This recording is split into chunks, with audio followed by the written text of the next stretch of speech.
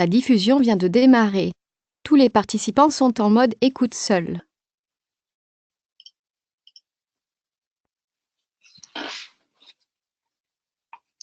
Hi everyone, my name is Christina Supples. I wanted to thank you for joining us today for a 2-hour Inception workshop on the GEF project that is supporting the development of the 6 national reports to the Convention on Biological Diversity. Today, over the next 2 hours, we'll be talking about the project background, the information on the 6 national report, the technical support that is available to you, and then also operations information related to programming, finance, and procurement. We have also invited our UNEP countries to be with us today. So if there are UNEP countries on the line, we're going to have you stay on for the first hour, and then during the second hour, we'll switch to just UNDP. I wanted to begin by introducing the project team. Next slide, Diego, please.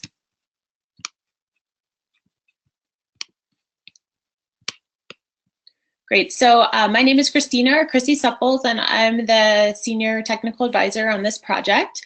We also have Petra, who's based in Bratislava. She's our project associate that helps with operations, and many of you have already been in touch with her for things related to your annual work plan, questions on budgeting and procurement.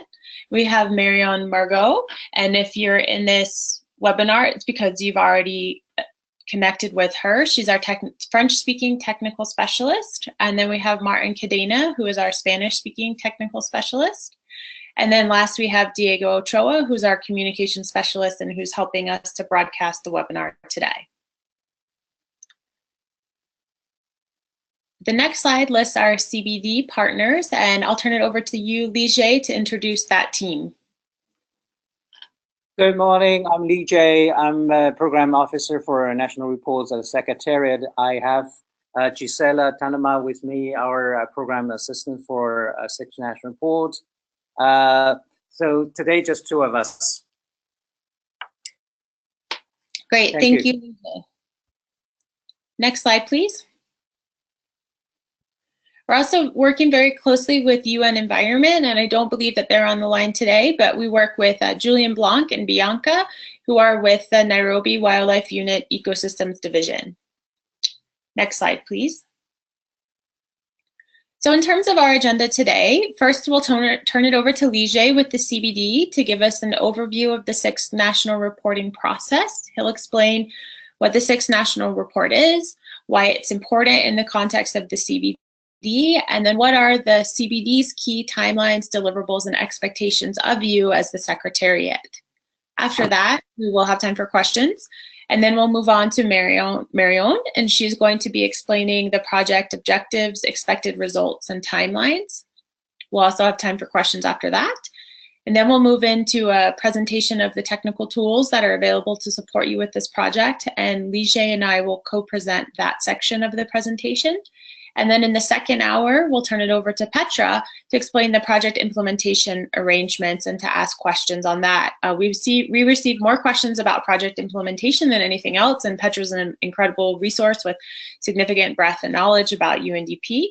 So we're really excited to have her give that presentation to you, and then there's time to ask all the questions that you need. Next slide.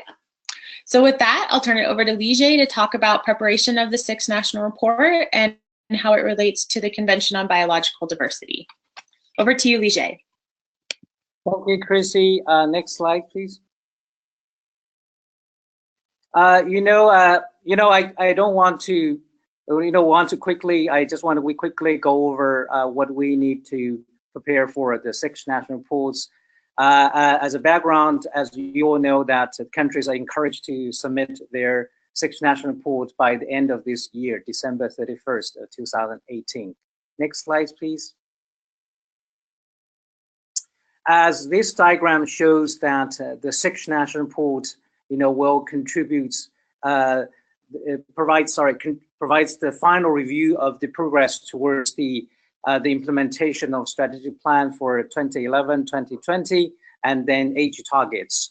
The information from 6 national reports will be the key source of the development of 5th edition of Global Biodiversity Outlook, and more importantly, the 6 national report will provide the basis for the development of the strategic frameworks for post-2020 period. Next slide, please. So for the report format is a mix of the multiple choice questions and narrative text. And the focus of the section national report will be on the progress towards the national biodiversity targets, and then the implementation of the MBSAPs and effectiveness of these measures, and also identification of the lessons and needs.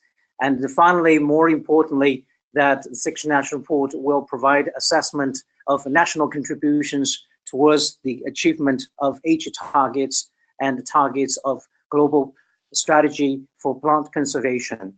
Next slide, please. So there are altogether 7 sections in the section national report. As you see from this screen, that the first 4 sections are mandatory, and then the next 2, section 5 and 6, are optional, but we also encourage countries to report on these 2 sections as well. And the last section is the update on your country profiles. Next slide, please. So section 1, basically, you need to report on your national targets in the MBSAP and other similar strategies. And also you needed to relate to your national targets to relevant relevant global targets. Next slide, please.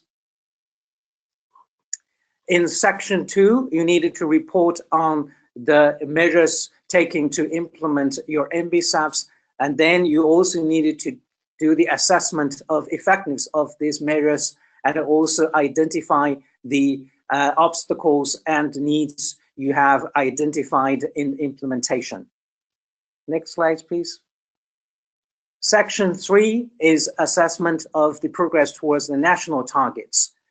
So here you needed to provide the targets itself, and then you needed to do the assessments of the progress and using the indicators and the results from monitoring.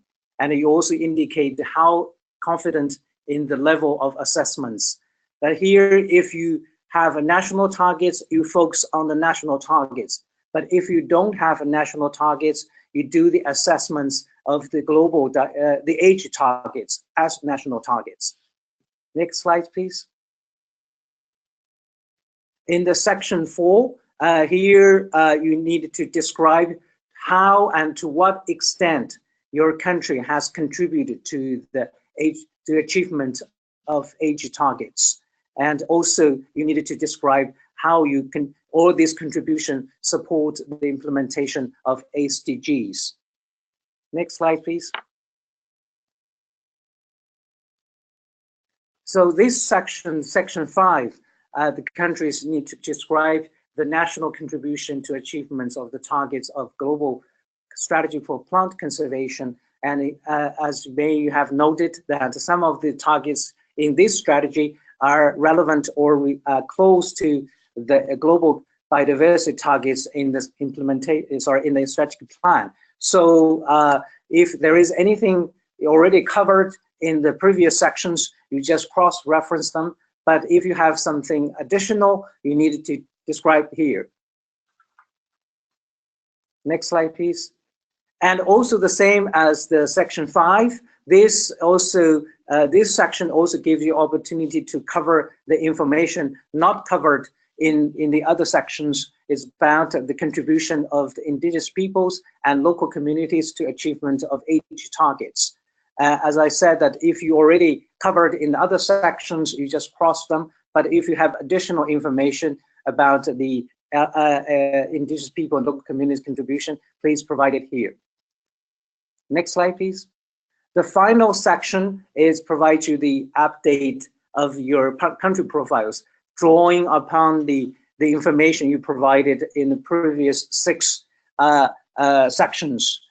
Here you just focus on the status and trends and make pressures and drivers, and then implementation MBSAPs and action taken to implement the strategic plan, and also support mechanisms and monitoring and reviewing mechanisms. So I just want to emphasize that in this section, you don't need to add anything, but you just pull all the key information together from other sections and put it there.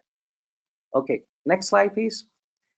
In the meantime, to help the countries to prepare the Sixth National Report, the CVB Secretariat has prepared some tools and materials to support the preparation of Sixth National Report. So far, we have a resource manual for Sixth National Report, and also we have launched the online reporting tool, and we also have this poster tool for each targets. I will say more about these tools and material in a few minutes. Next slide, please. This is what we have done so far. And then next slide, please. And then next, we will organize, or UNDP will organize more support activities in the next few months. And we also would like to have one-on-one conversation with countries if they are interested to get more information and also have questions to ask Secretariat. We can arrange individual opportunities with interested countries. And we also provide support to the use of online reporting tool. And then finally, we can review the draft reports when they're ready. Anytime you want us to look at your draft reports to provide comments and suggestions, and send the draft to us, and we keep only as internal document. We're not share with anybody, and we just provide our comments to help you to finalize the report. Next slide. So if you have more questions, I can answer them right after, and then you can send me a question anytime by email. So so that's for all now, and then I'm going to talk more about the tools after Marianne presents the project background. Thank you. Thank you so much, Lige, for that great overview. I'm now going to turn it over to Marion to talk about the project introduction. All of this information comes directly from the project documents related to the LAC1 ProDoc and the LAC2. Over to you, Marion. Thank you, Chrissy. Hi, everyone. I'm Marion Marigot, and I work as a junior consultant with the UNDP team, and I provide technical support for the 6NR. So as Chrissy just said, this information is not new for you, and you can find it more detailed if needed in the product you received. Next slide, please, Diego.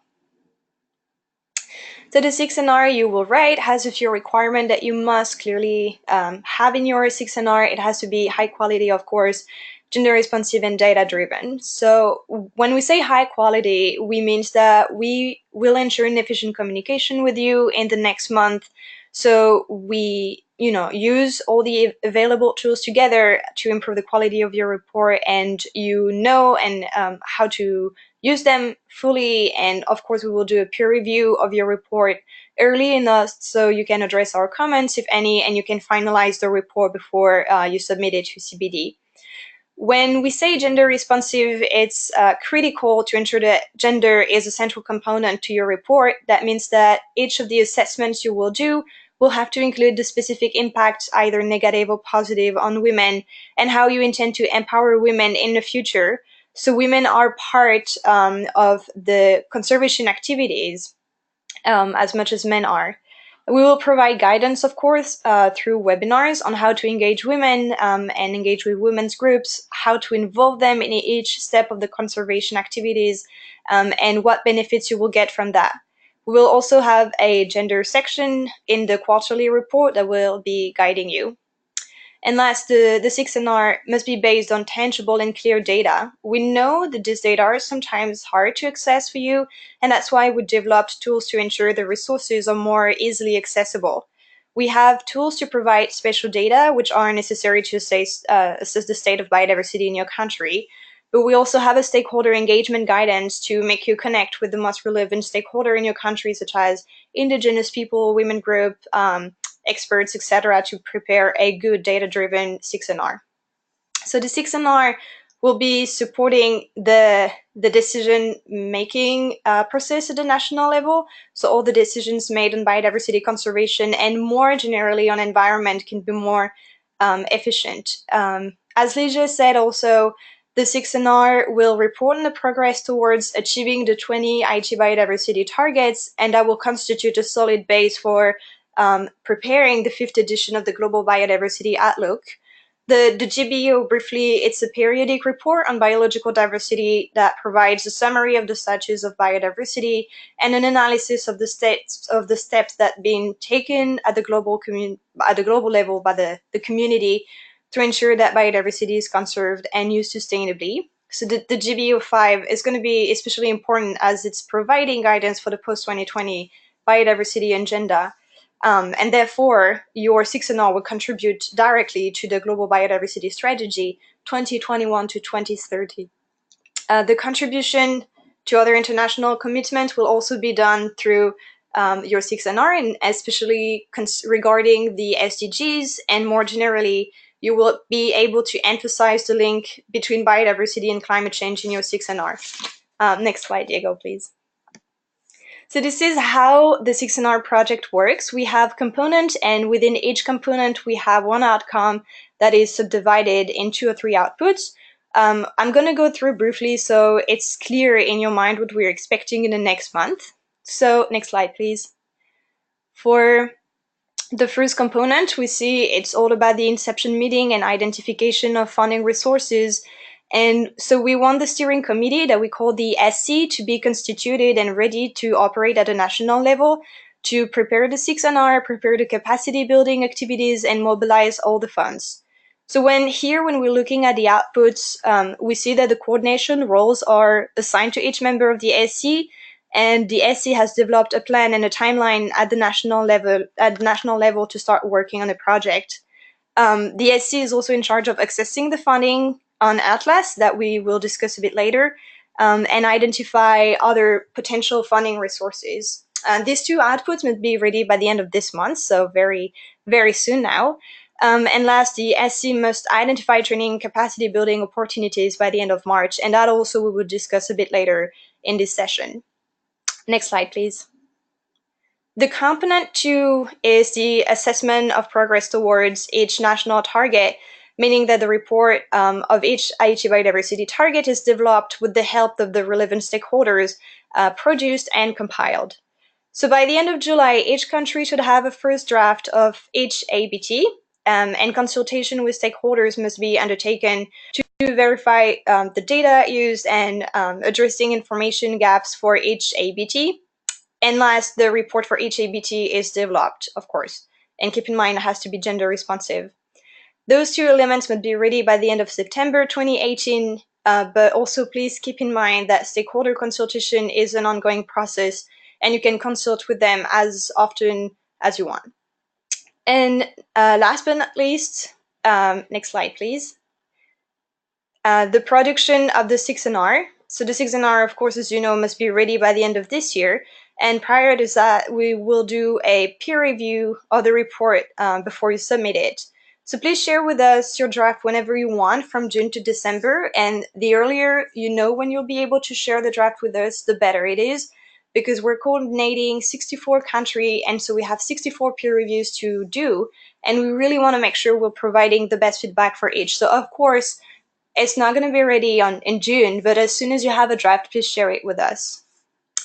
Next slide, please. This slide is just a recap of all the deadline you will have to achieve.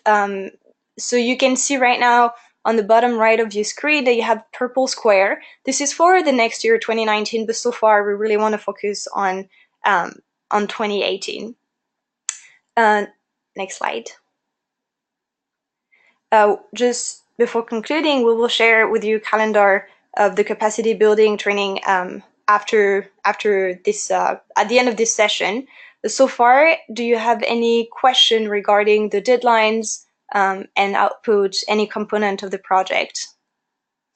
Great, thank you, Marion. And I put in the chat, and I just wanted to acknowledge that we did not take questions after Lige's presentation, and he also went over a lot of information. So I would like to take questions on both Marion's information on the timeline and the goals and the milestones that need to be met, as well as Lige's presentation on the overview of the 6NR. You can ask questions by raising your hand or typing them into the chat. And I would just encourage you to take advantage of this opportunity to ask questions. I know that we get Skypes and emails all day long with questions, and this is just a great opportunity to interface one-on-one. If there's something on your mind, there's likely something on the minds of the other country teams that are here. Okay, we have a question from Richard. Hi, Richard, what is your question? Hi, you can hear me? Yeah, we can hear you great. Okay, great. What we were wondering, we know you were talking about the submission of the entire report at the end of the period for feedback. Are we able to make submissions when we complete each component? Yes.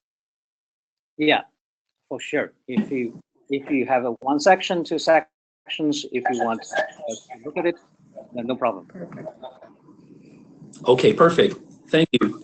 Yeah, I would just encourage everyone, it's the peer technical review is one of the best parts of the work that we do, but it does help to know in advance that something's coming. So if you can just at least a week in advance, if you know something's coming, that's a great amount of time for us to be able to organize to make sure we have time for someone to review it on our team at UNDP. Great. Any other questions from you, Richard? No, thank you. Okay, I'm going to put you back on mute. We have a question. Lige, this would be for you on the clarification of the use of the online reporting tool versus a traditional report submission. You know, I will cover this in the next presentation, but for Tammy, I would say that you know that countries are encouraged to submit their report through the online reporting tool. But meantime, if you say, okay, I prefer doing the traditional way and then I enter the information in the online reporting tool, that's fine. But we encourage countries to use more of online reporting as submitted when it's ready, because I will say a bit later, say online tool will help you to consolidate inputs together. And but if you prefer to use a traditional way, that's fine. That's what I want to say now. Thank you, Lige. Other questions right now?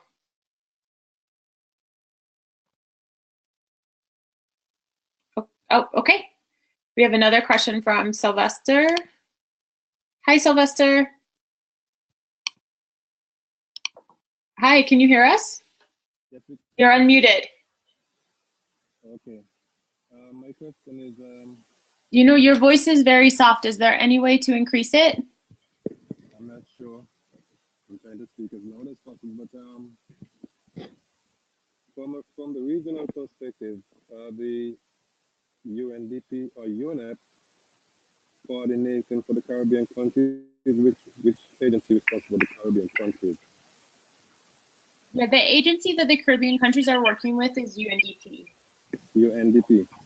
Yes. So is this to our regional UNDP office in? Yes, I would. The person that I've been coordinating with is Danielle, and I don't see her on the line right now. Which country are you from? St. Kitts and Nevis. Okay, yeah. It's Danielle with the regional office that is coordinating your project. Thank you very much. Okay, and you have my email information and Marion's. We can help connect you with her if there's any challenges. All right, thanks. Okay, any other questions? Not at this moment, no. Okay. Okay, next question is Binyadirad. I don't know if I'm pronouncing that correctly, but you're unmuted. Hi. Yeah, hi, good day. What is your question? My question is related to the submission. Who does the submission? Is it UNDP or the ministry within government? Okay, before you ask, the submission, that's a good question. Lige, does the submission come from the government? Yeah, the reports have to be submitted by the parties, because you know this is a national report and is submitted by government. Okay, thank you. Great. And can you tell us which country you're from? There was a request that each person who asked a question identify where they're from. I'm from Guyana. Okay, glad to have you today. I know I saw the Spanish-speaking countries, but I don't know. I saw English-speaking Latin and Caribbean countries. So that is why I joined this session instead of the Spanish-speaking one, which has Guyana there. That's great. Thank you for joining. Okay, the next questions are coming from Spencer. And Spencer, I'm going to unmute you and read your questions. Spencer's asking, are all the countries at the same stage now? And what opportunities are there for us to work together? He's unmuted, but he's not coming up as green, so I'm thinking there's an audio issue there. So all the countries are essentially at the same phase. Marion, could you go, or Diego, could you go back to the timeline slide, please? So we began communicating with you about this project back in March. We got the letters of support around the middle of the summer. We started to let you know that it was out there and the things that you could be doing while we were waiting for the GEF funds related to steering committee formation, thinking about your experts, what sort of funding you would need, and things like that. The project document was signed in November, and then the funds were released to the UNDP office at the very beginning of December. And at the Substa, we began offering capacity building and training opportunities related to the 6th National Report. All that information is available online, and we can send you that link as well if you are not at the Substa. Then, with the annual work plans in place starting in December, we started to encourage you to access funds, hosted one-on-one Skype conversations, and now we're really diving into the launch of the project at this time. I don't know if that fully answers the question if everyone's at the same place, but we hope that the capacity building and communications work we've done through now have gotten us all to the same place today.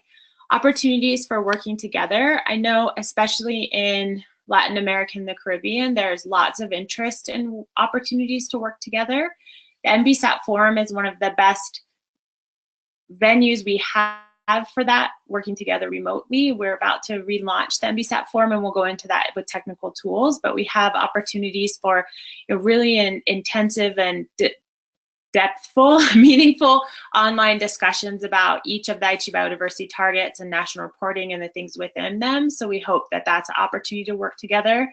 We also really want to hear from the folks in this region how you would like to do this. So I know regional working groups have come up many times. It's not something that we could finance doing in person necessarily, although are exploring opportunities, but certainly online opportunities.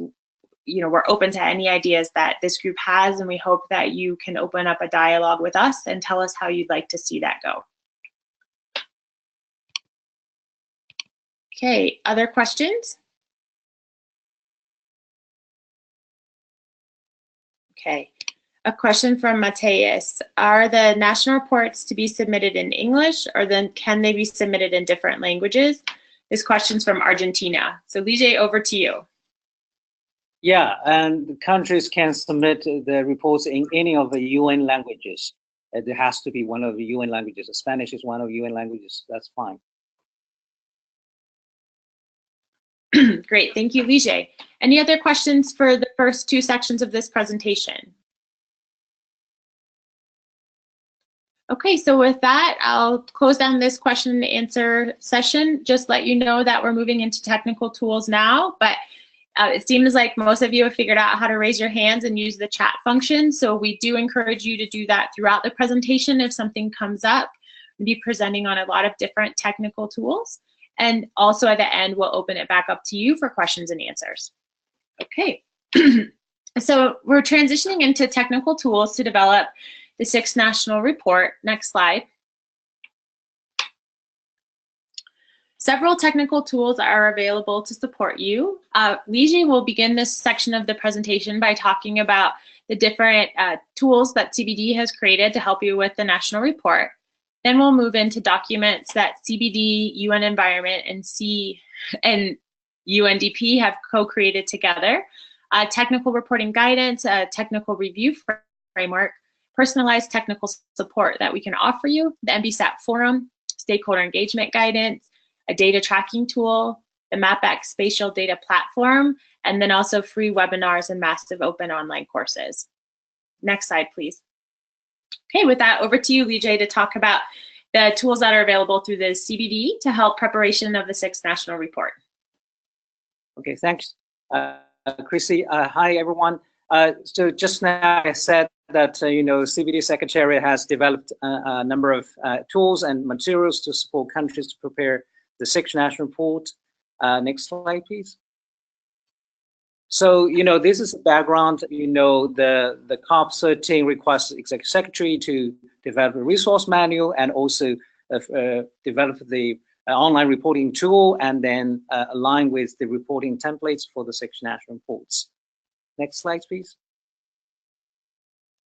So the resource manual, it is intended to assist countries to prepare the 6 national report, providing the annotations or suggestions how you could address the requests in the templates for the 6 national report. And also we included the guiding questions and indicators you can use, and also some of the data sources you can use as well for the 6 national report. I will go on a little bit more details on this. Next slide, please. First of all, the manual provides the suggestions for the program, for the process of the preparation. Such as you can set up coordinating working bodies and all involving stakeholders, and then using information and sources from different categories. And also you need to align with reporting with other related conventions and also the protocols of the convention. And you can also use online reporting tool. That's only part of the suggestions. You could do others as well. And also the manual suggests some of the methods for assessments of the progress. This method could include the use of quantitative indicators, and you could also use expert opinion or the expert advice from your country. And also you can organize the consultations of the stakeholders. And also you could use the examples of the case studies from your implementation activities to support your assessments or conclusions. I just want to draw your attention that each method or approach suggested here has its own strengths and limitations, and we suggest trying to combine them as any time you see needed. So that's so next slide, please. And as I just said, that the manual provides annotations or explanations of how you could address the request contained in the 6 national report templates. I just give you an example of this. When you do the assessment of the progress towards national target, you are required to select one of the categories, 5 categories here, and one of them is on track to achieve target, and one is towards the target, progress towards the target, but not sufficient enough, and then no significant changes. So these are the 5 categories you needed to select one of them. And then under each category, we explain what they mean by on track to achieve target, so that you know that which category is fit your national circumstances. Next slide, please. And we also provide, particularly for the assessment of each target, we provide guiding questions to help you to do the assessment. And here there are a few questions for assessment of age target 1. But of course, I would like to say these are the essential questions. That does not mean that this is the only questions you can answer. You could use other questions as well, but these are the key questions we think that you need to answer in order to achieve, assess the progress towards age target 1. Next slide, please. And also the manual provides for, particularly for the age target, the manual provides the data sources to help you to find this information you could use to do the assessment. I just give an example here for the age target 4. We listed a number of the global data source or information source where you probably find some useful information for assessments of age target 4. Of course, as I said, that this is only global data source or information source. You could use the national information sources or regional information sources together with this. This is only one of the suggestions for you. Next slide, please. Okay, the online reporting tool. You know that we already have launched this online reporting tool, and it's available in the 6 UN languages. And you know, you could have as many as users to use it, but you know, all the users have to be authorized by focal point.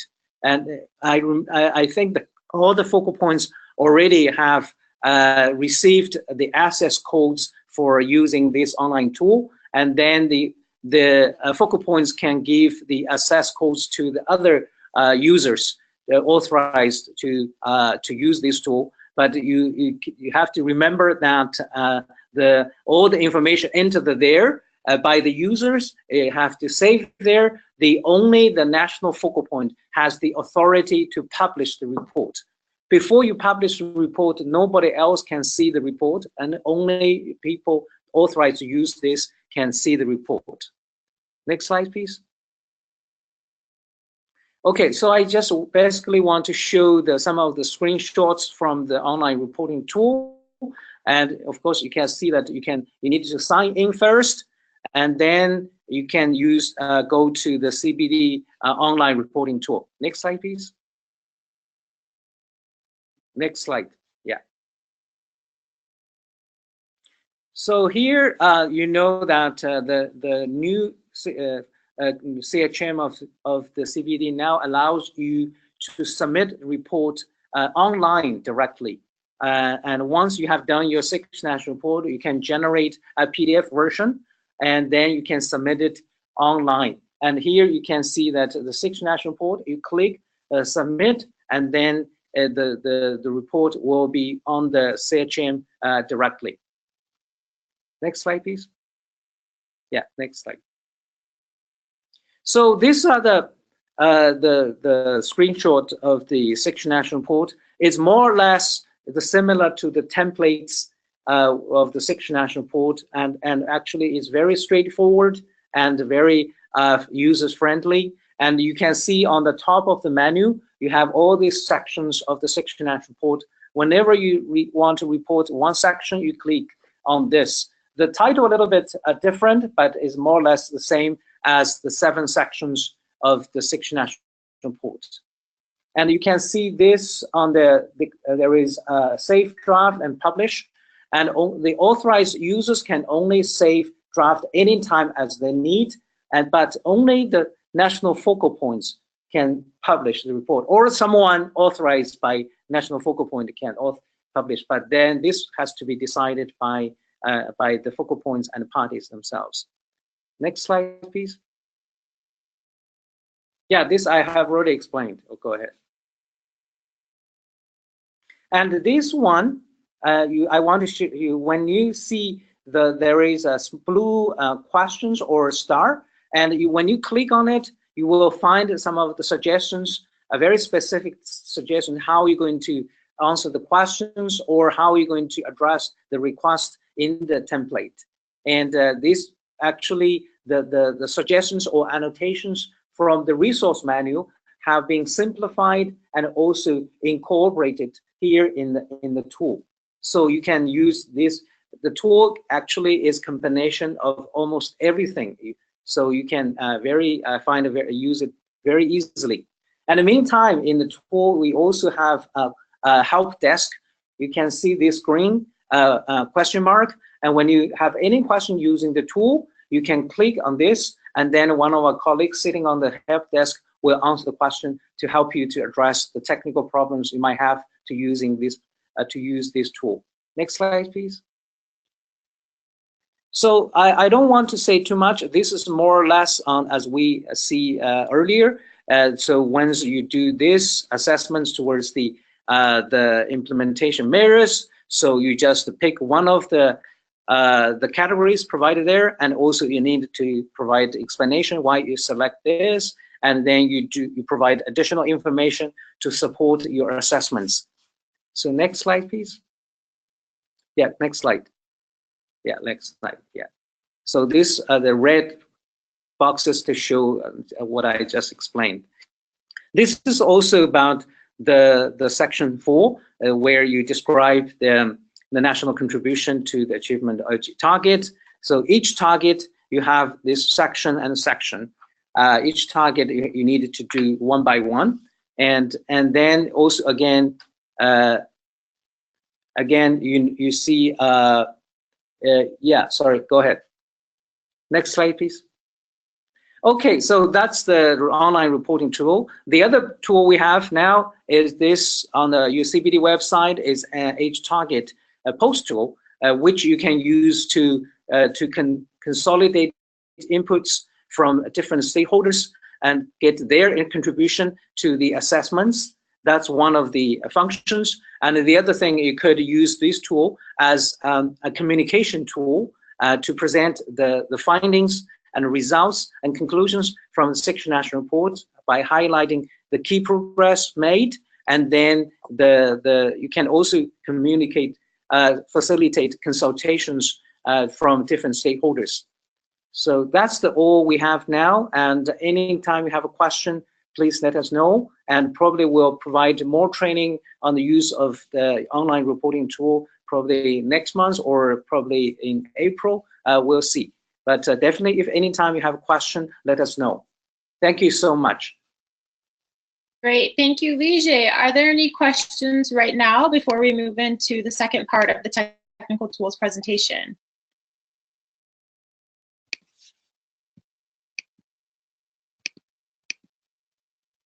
Okay, Vijay, it looks like we got a lot of questions in during your presentation, and they're not a one-to-one match, but I think we should go ahead and answer them.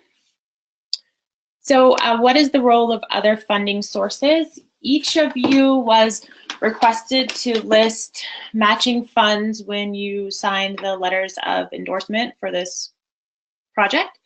So any matching funds related to that would be other funding sources, and then other work that you identify that you need to complete the scope of national reporting in your country. The role of previous reports. Lige, do you want to talk about the role of previous reports? Yes, sure.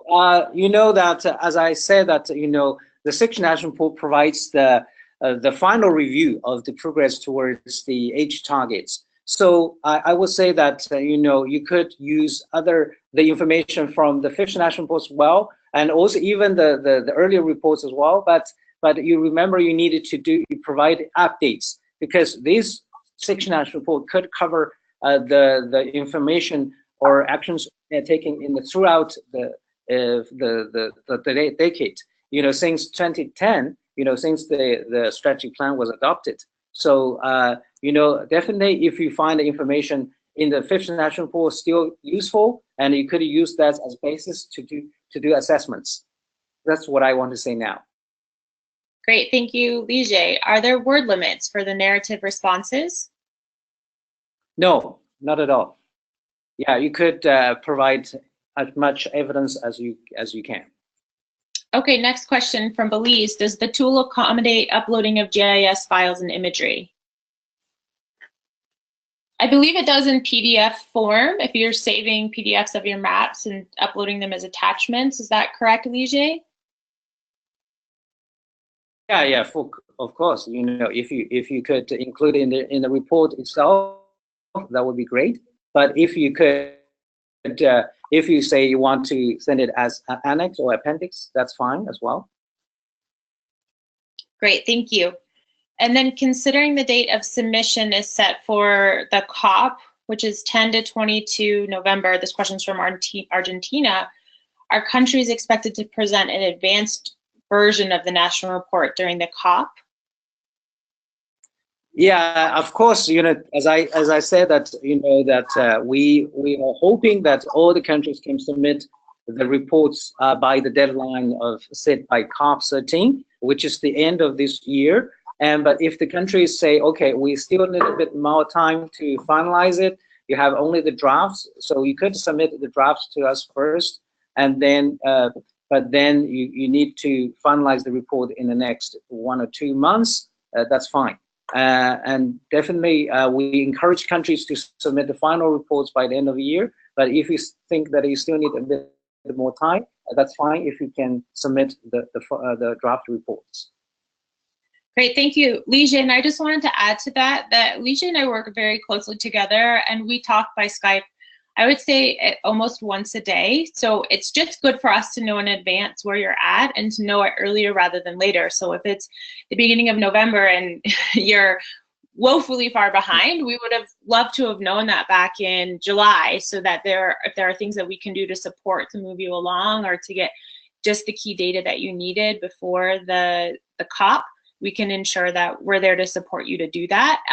And sometimes folks are surprised, I think, if Lige sends me a message and then I follow up, or if I send something to Lige and then it gets back to the country or the government. And just know that we're all here working very closely as a team to support you to meet these deadlines and the goals within them. So just there's an open door of communication, and the more that we can do to help you problem solve to meet the goals that you need, the better. I mean, of course, we want everyone to complete these reports, and we're really here to support you in any way to make that happen. But just be sure to be communicating with us your successes and also your limitations. Yeah, I just want to add what Chris just said, that in countries, if you anticipate that might be some difficulty in a few months, but then you let us know, we'll see how much support we can help you. And the other things, if you have a good drafts ready, do please send it to us. Then we could start reviewing your drafts and probably using some of information for the GBO5. If you send us late, frankly, and then probably, we will not have a chance to look at your draft reports. So that's the best thing we were hoping for, that if you can submit the final report, that would be best. And then if you cannot, you need a little bit more time, please do send us drafts so that we can start looking at your reports. Thank you. Thank you, Lige. Next question, is there a template you can share with areas that need to be uploaded? There is an online and a Word version of the reporting template. And Lige, do you want to talk a little more about that?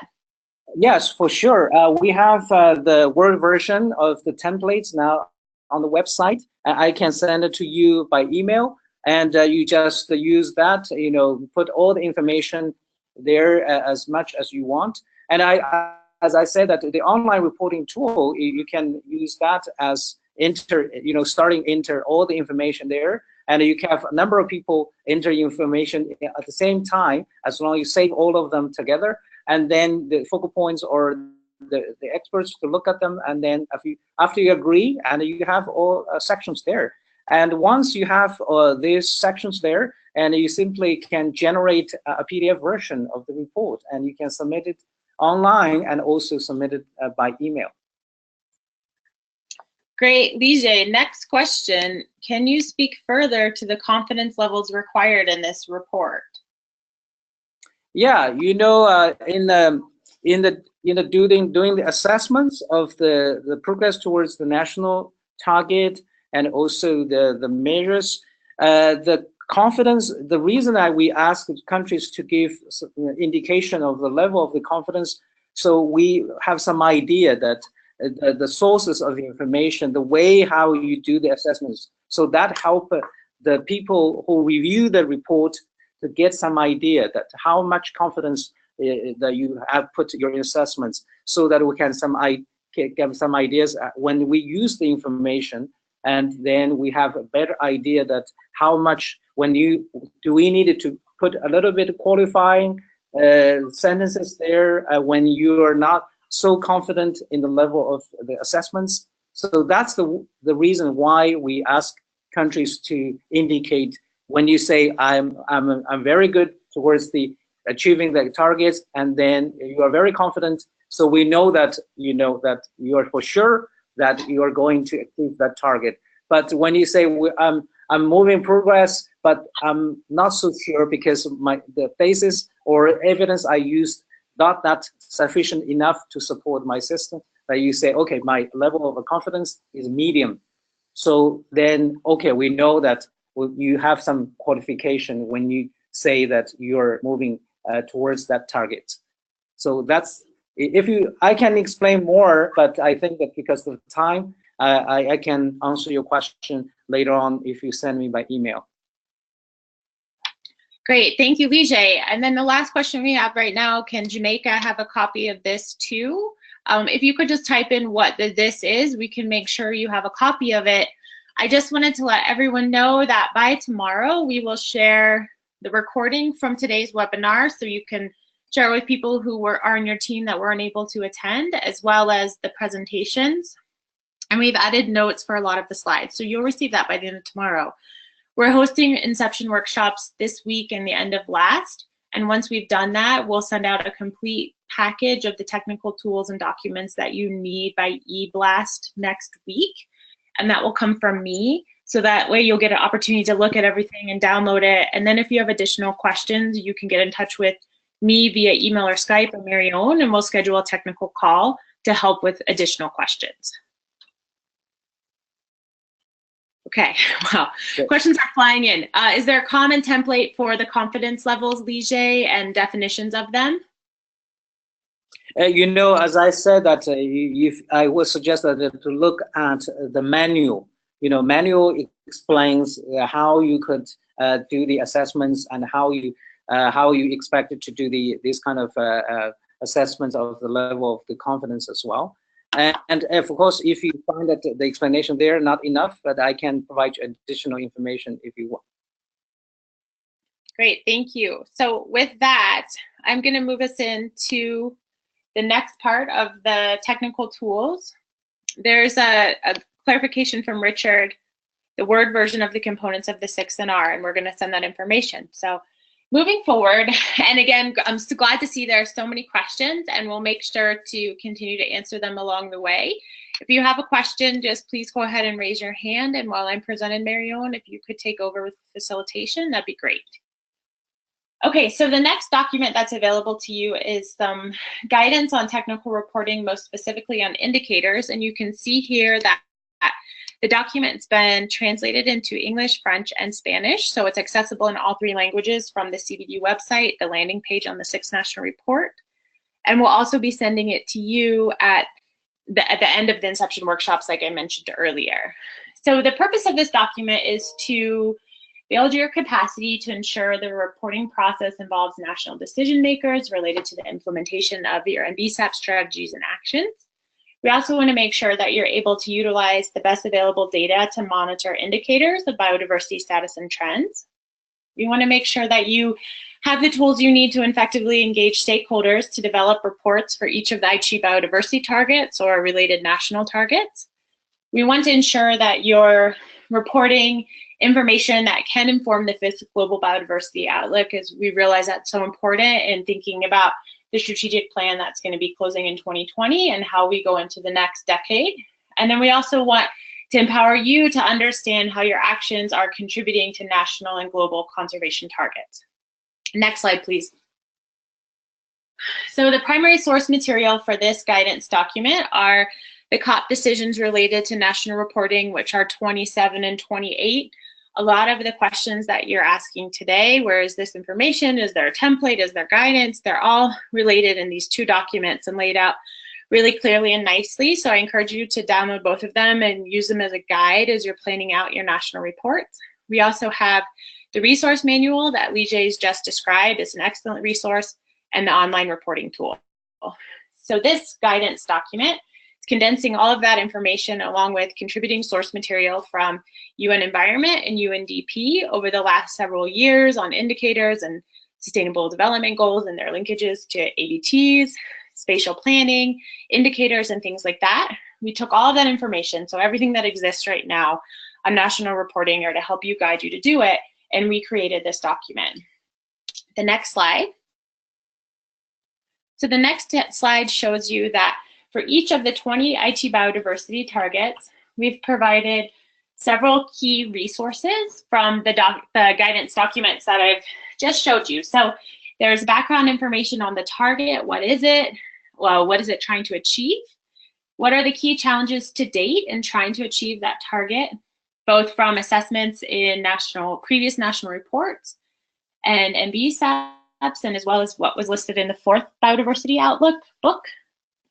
There's guides on assessing the national contributions to that target, potential indicators, data sources, and then links to other reports on multilateral environmental agreements that could be related to that Aichi biodiversity target or related national target. Next slide, please. So because this is a really big guidance document, I think it's over 120 pages, what I wanted to do was just pick one of the Aichi biodiversity targets and walk you through it. So I selected Aichi biodiversity target 5, which is that habitat loss is halved or reduced by 2020. So this target is applying to all habitats, including forests, wetlands, grasslands, and coastal ecosystems. Its goal is to reduce the rate of habitat loss or eventually halt it, especially for key biodiversity and ecosystem services that need to be maintained. And this target is particularly important for habitats that are degraded by human activities. Next slide, please. So the first section gave you the overview. The next section on that Aichi biodiversity target makes key linkages between that target and the SDGs, because there is a component of the national report that is asking you to talk about linkages to the SDGs and how this target the actions within it are working to achieve it. So you can see that this target's linked to 4 different SDGs, and there are several subcomponents within it. Next slide, please. To help you with your progress assessments with key stakeholders, we also provide a significant list of key questions that you can use to dialogue to figure out where the country's at to meeting the target. So questions like, what measures exist to have or eliminate the rate of forest or habitat loss, and are they effective?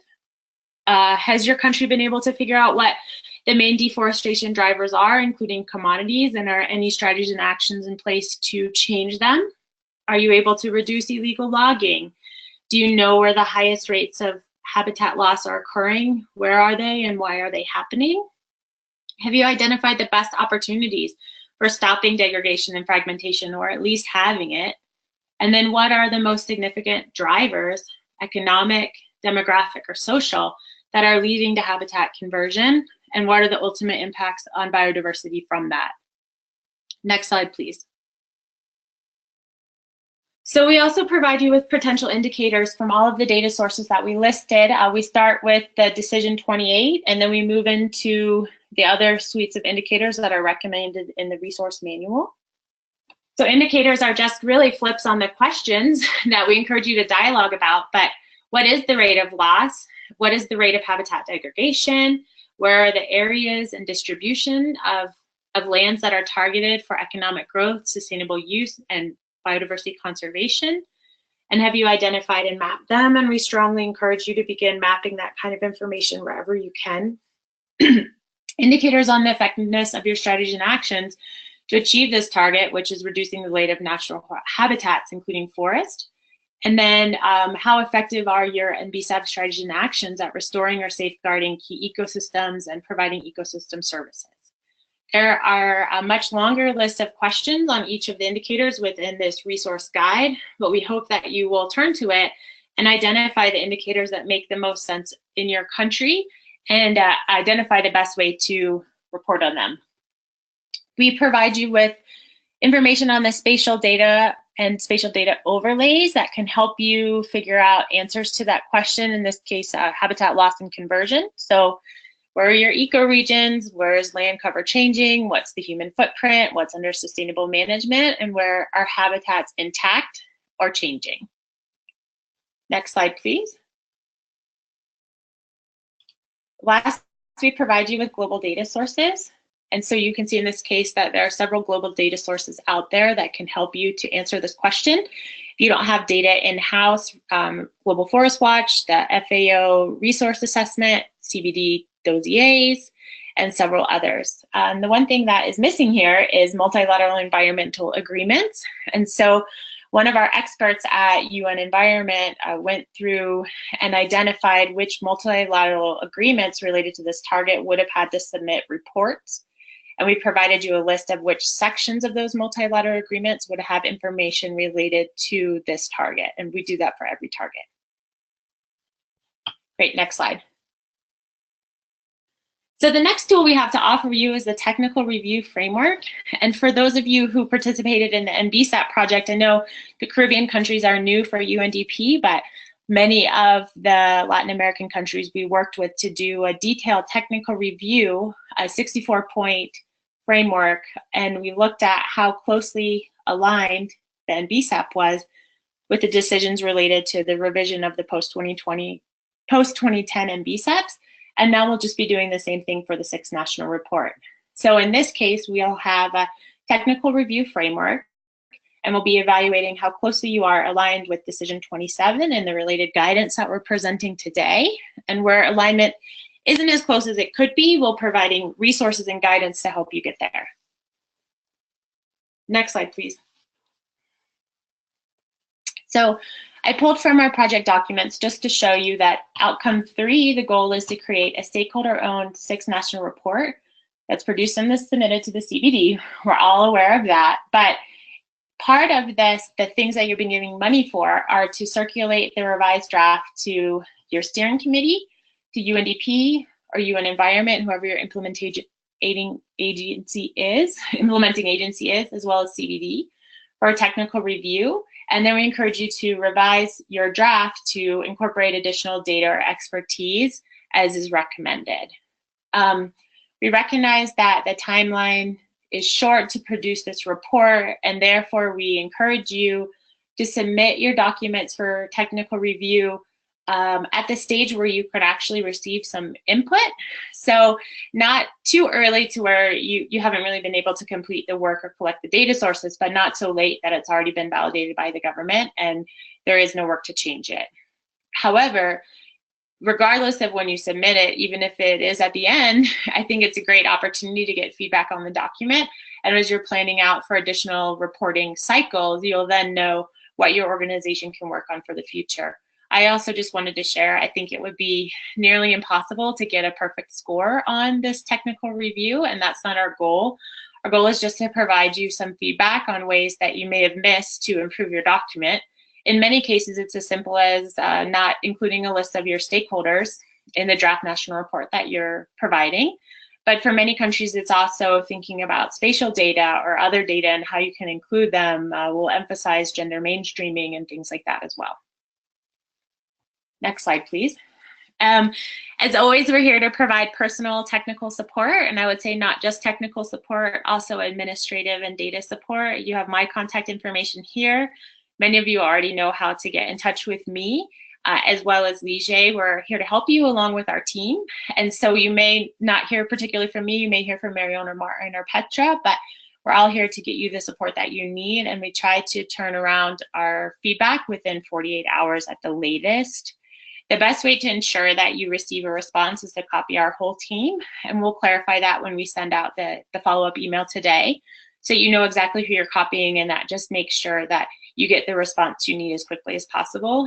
I can just say that with 64 countries to support, sometimes emails do get lost in my inbox. So the best thing to do is copy the rest of the team, and then if you haven't heard from me, it's not because I'm being intentionally negligent, it's just because it's probably a large volume of communication coming in, and so just be persistent and understanding with me as I try to provide you with the best response. Next slide, please. So we also have the NBSAP form, if you could click once. Oh, okay, I think there should have been another slide of what the NBSAP form looks like today. Can you try to click again, Marion? Nope. Okay, it may not have gotten copied over, just go back one. So we have an NBSAP forum website. It looks a little different than with the slide we have now. It's okay, just click once. What I would just want to say about the NBSAP forum is it's a tool that we've been using for almost 4 years now to communicate around the world, learn and share with each other about best practices related to biodiversity and sustainable development. Many of you are members through the Global Support to NBSAP project, and if you're not already a member, we will certainly be reaching out to you, most likely Marion, to make sure that you have a profile, that you understand how to use the site, and then we can all begin working together as a remote community to do better with our national reporting. Right now, we have 28 themes related to the Aichi Biodiversity Targets, and a 6th national report page is going to be launched by the end of next week. We have over 4,000 members across the globe. We have over 1,500 resources on the Aichi biodiversity targets, and we have almost 200 best practices. There's also an opportunity for public peer review on the site. If that's something that your country is interested in and you want to get information from your peers, we can do that, not just the technical review. And many of you are probably already taking our online courses, but we have free links to online courses, massive open online courses, and webinar recordings. Just so you know how far our reach is, last year we had over 11,000 people around the globe from every country in the world participating in our webinar series. Over the next few weeks, we're going to be launching a new NBSAP Forum site, and you can see a preview of that here.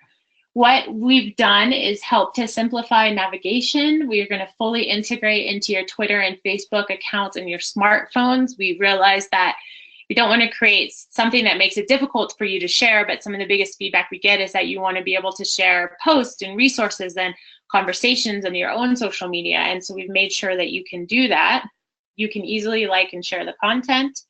We've organized our e-learning library by Aichi Biodiversity Target. You can upload, edit, comment, and post on any documents and make changes to those at any time. We have a new homepage section that focuses specifically on jobs, learning opportunities, and announcements. And then I think most importantly for this group is we've created online discussion forums that are dedicated to various topics. So we have one on 6th National Report, we have one on spatial data, we have one on each of the Aichi biodiversity targets, so similar to something like TripAdvisor, or I mean, I think Facebook's a poor example, probably TripAdvisor is the best, where you could go on, ask a question, and then hopefully other people from your community or from the region could begin to comment on it and help you solve the conservation problem that you're trying to address. If you had a great solution, you could also post on that, try to share dialogue around it. And then we have personalized dashboards that track the discussions you comment on and the documents you share and download. So more information will be coming out on that, and we'll look forward to sharing it with you in the next couple of weeks. Next slide. I wanted to let you know stakeholder engagement. We will be providing guidance and webinars by the end of this month, or the guidance will come out by the end of this month, webinars by the end of April, on how to effectively engage stakeholders throughout the national reporting process and ensure that their knowledge and contributions are incorporated into your 6th National Report, and then also the outputs and findings. Next slide, please. When we release the notes from this call and the technical guidance, we'll also be sharing a data tracking tool that mirrors the tabs on it's an Excel spreadsheet that mirrors the tabs on the online reporting tool. So there'll be information that you can track nicely and link together on the national targets and strategies, measures and actions, progress, obstacles and capacity needs, contributions of your Aichi biodiversity targets, contributions you're making to the global plant strategy, and same with IPLCs. Data from the National Reporting Framework will be included in drop-down menus, and you can either input your NBSAP actions, or we can pre-populate that for you in the language that you submitted your report in. And this spreadsheet's entirely voluntary, but we hope that it will just help you to organize the data and also facilitate conversations in the consultation process. Next slide, please. The next section is on spatial data. So it looks like we're missing, next slide, Marion. Okay, so last year, UNDP conducted a study, all the maps used in the post-2010 NBSAPs and the 5th National. It's fairly shocking. The average number of maps in NBSAPs was less than 4, and one was typically a map of the country. And then we thought, well, maybe the data is just in the national reports. But when we went back to the national reports, we also realized that there was, on average, less than 5 maps in a national report. And 32 NBSAPs and 20 of the national reports we analyzed had no maps at all. So in this round of reporting, we're going to try to fix that. So next slide. But before we tried to fix anything, if you will, we wanted to know what was going on. So we did a fairly extensive needs assessment.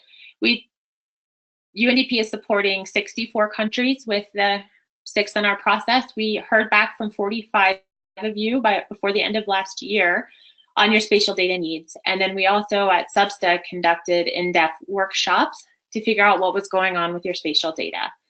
And what we found was that although 90% of the countries that responded to our survey had a spatial data lab, the data is siloed and often inaccessible. 82% of you indicated a high need for land use, resource, and human footprint data layers. 73% said there was a high need for basic socio-demographic information, and 50% had a high need for biogeographic data. Next slide. Current missing data in NBSAPs and national reports includes poverty and land rights information, land cover change, invasive alien species, where are they, where they're spreading, what's the vectors, current and future human footprint, vulnerable climate areas, and then maps of sustainable land management and ecosystem services. Without this information, it's really hard to answer questions like, are we surpassing safe ecological limits? Where are the opportunities to have habitat loss, and are we working to mitigate them?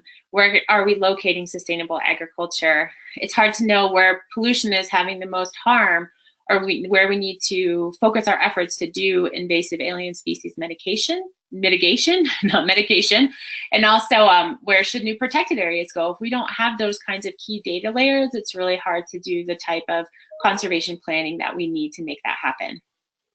Next slide. Okay, you're on the next slide. So as a solution, we got together with UN Environment, and we've been in conversations for many months about building a conservation data portal through MapX. Phase 1 will begin in May. Right now, we're building a portal that is going to include a minimum set of data layers that we feel are essential to asking those kinds of Aichi Biodiversity Target and SDG questions that are missing in the current NBSAPs and national reports.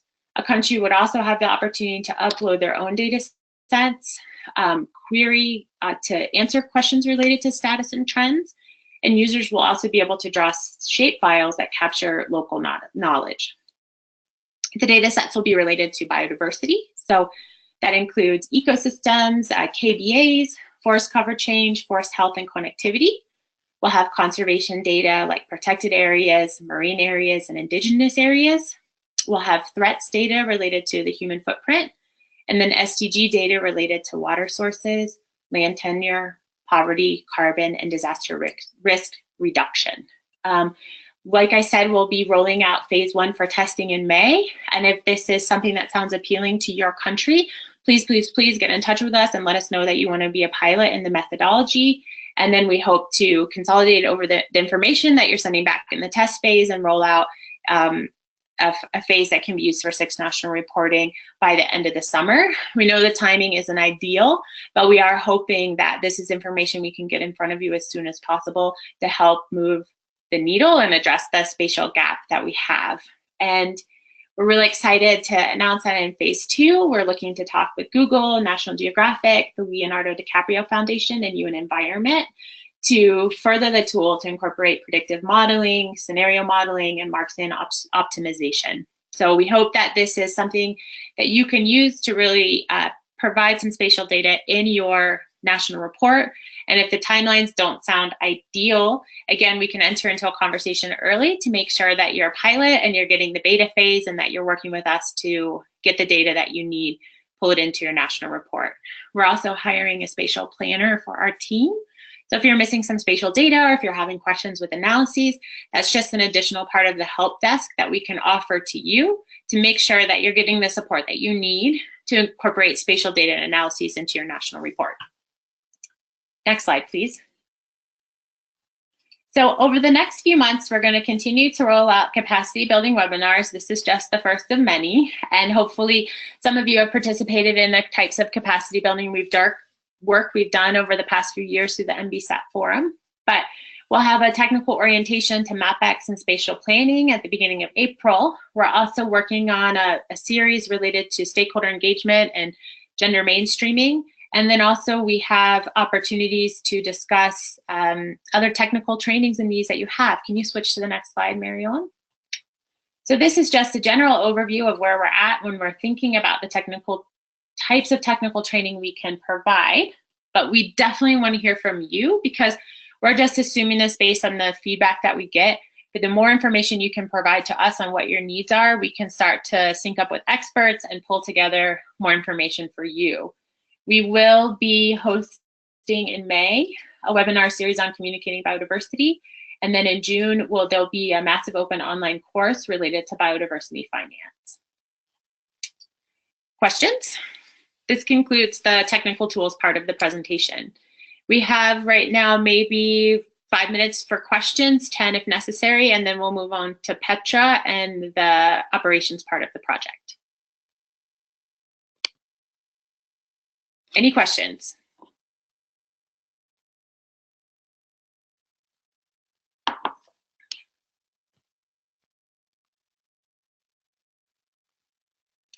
Just a reminder that if you have questions, you can raise your hand or you can type them into the chat box.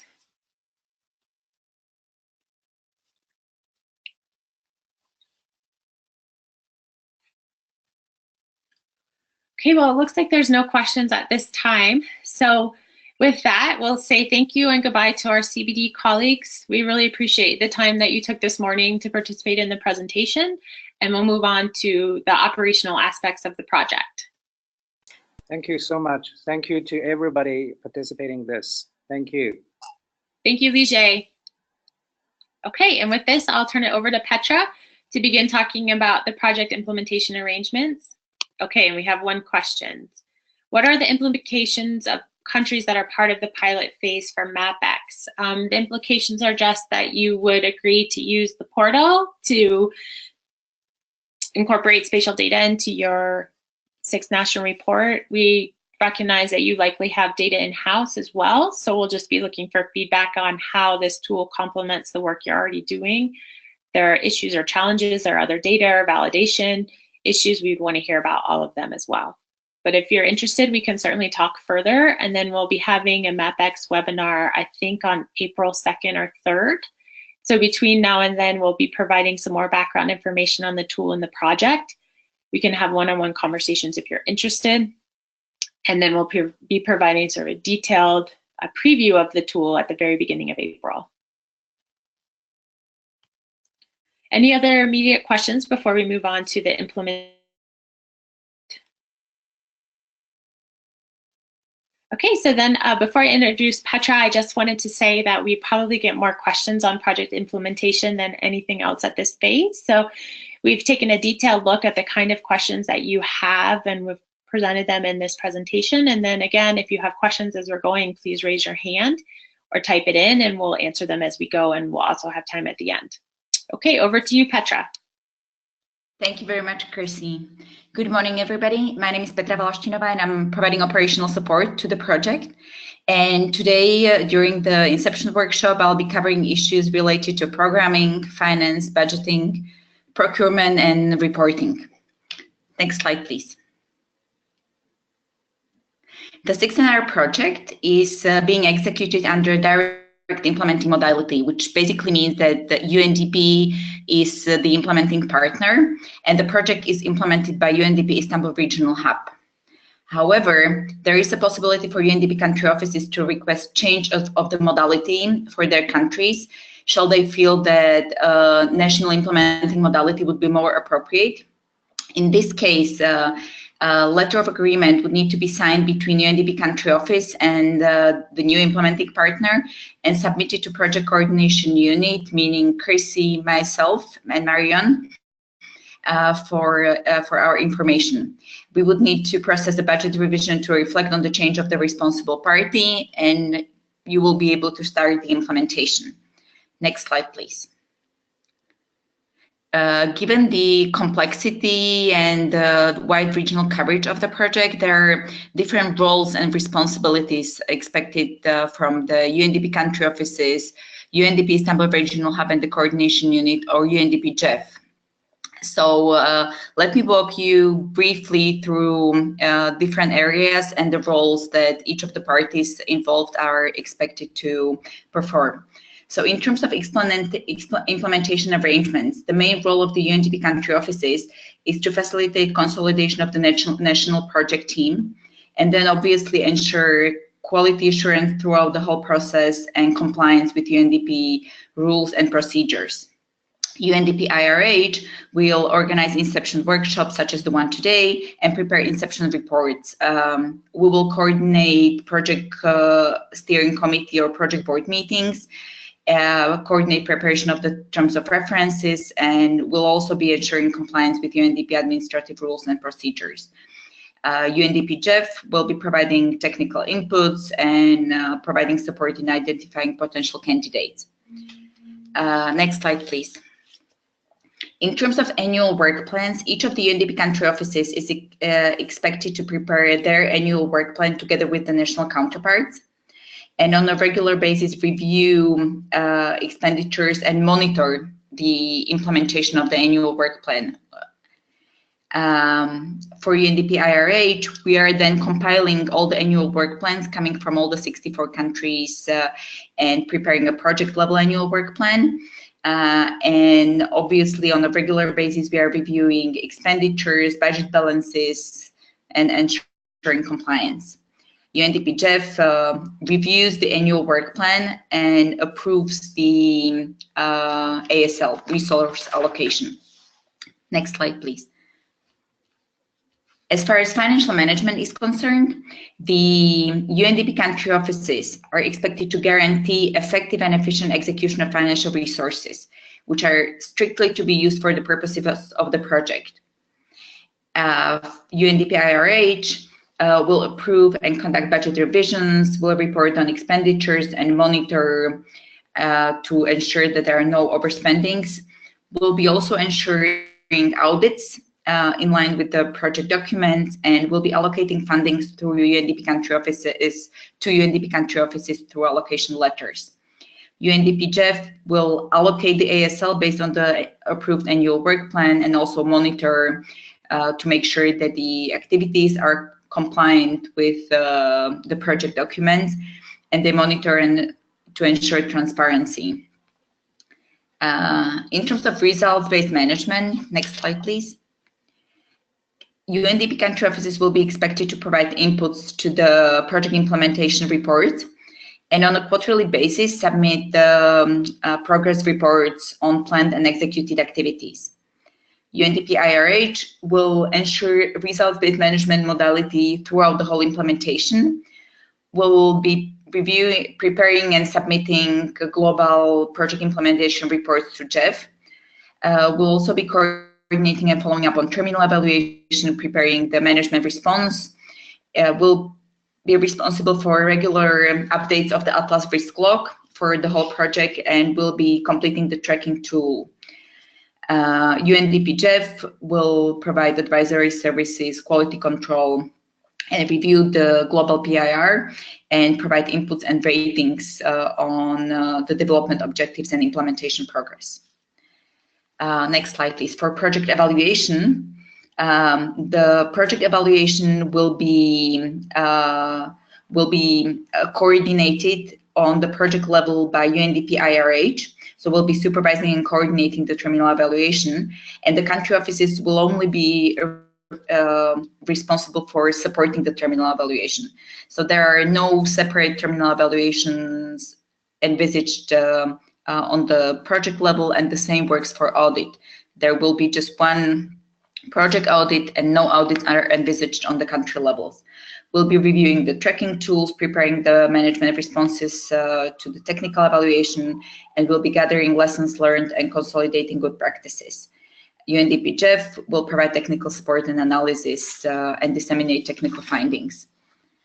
For the project closure, UNDP country offices will prepare the final project expenditure report, but the closure, both operational and financial, will be performed by UNDP Istanbul Regional Hub. UNDP GEF will provide advisory services and perform quality control as in all other steps. Next slide, please. Next slide, please.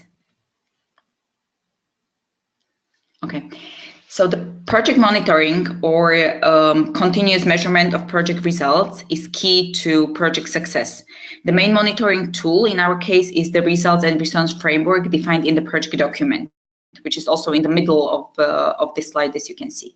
Project monitoring basically asks if the project is making difference and indicates the progress achieved towards outcomes and objectives. Proper monitoring arrangements require a monitoring and evaluation plan both on the project level as well as on the country level. Monitoring is then closely related with risk assessment. It's very important to identify risks and ways to address them upfront. For country offices, the risk assessment will also be part of the quarterly reporting. And in case country offices feel that the new risks have emerged in their countries, they should feel free to add new risks and propose actions to address them if applicable. Both monitoring and evaluation plan and the risk assessment are important inputs for proper planning for the project and are then reflected in the annual work plans, procurement plans, and budget revisions. All of the above then feeds into project reports, such as progress reports, project implementation reports, or project board minutes. Next slide, please. Okay, project board or steering committee. I would just like to make sure that we'll understand that they both refer to the same body. It's just two different terms that are being used. It's basically a group responsible for making by consensus management decisions when guidance is required by project manager. Project board usually provides guidance and direction to the project, provides guidance on the new risks, agree on possible countermeasures, reviews project progress, approves work plans, approves annual project implementation report, including quality assessment ratings, and assesses and decides on project changes through appropriate revisions if there is a need through throughout the life of the project. Next slide, please. The project board structure is as follows. The executive is being performed by executive role is being performed by UNDP RH manager, and the role of the executive is to ensure that the project board is focused on that the project is focused on achieving its objectives and delivering outputs. Senior supplier role in this case is performed by UNDP, CBD Secretariat, and Global Coordination Committee. It represents the interest of parties providing funding or technical advice to the project. And the senior beneficiary role is performed by country representatives to represent the interests of those who ultimately benefit from the project. The first two roles, the role of the executive and senior supplier, are determined by the project document. As far as the role of the senior beneficiary, the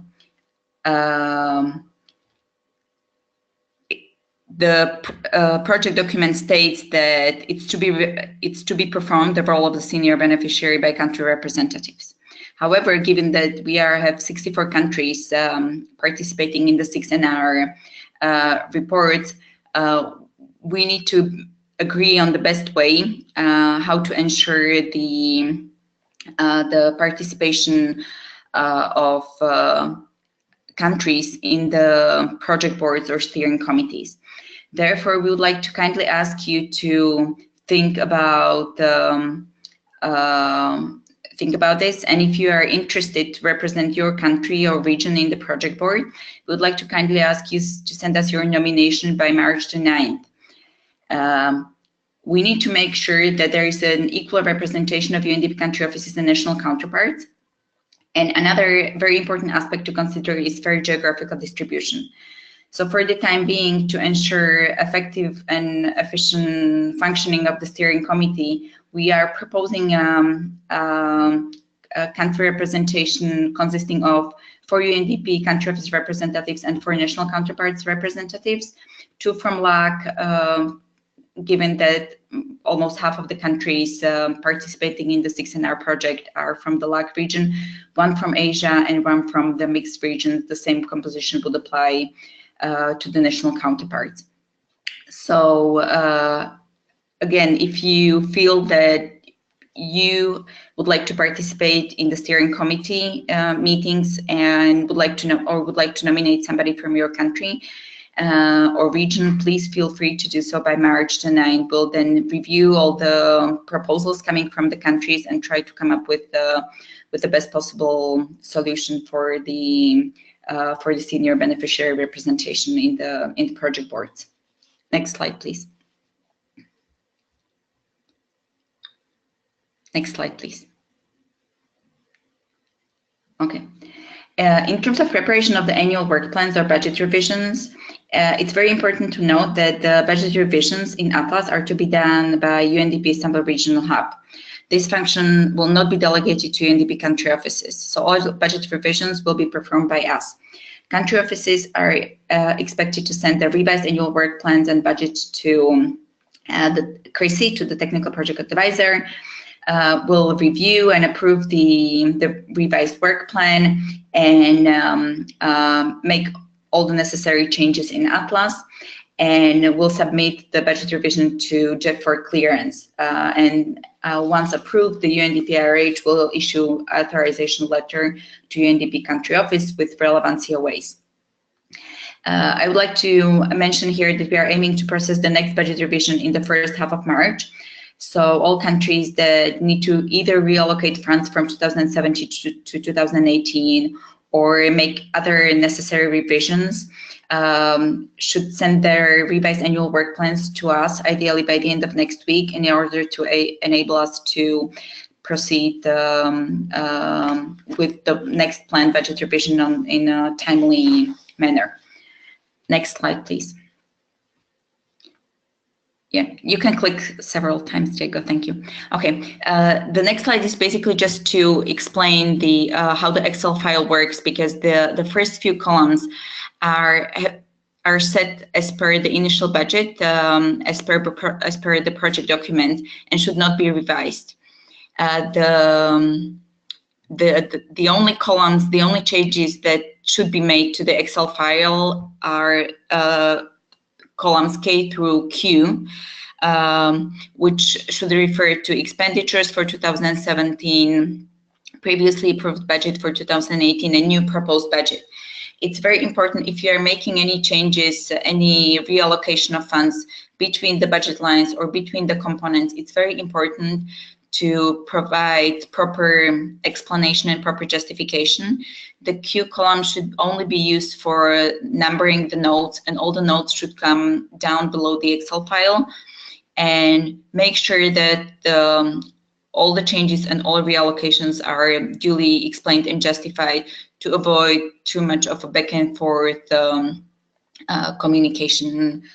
Next slide, please.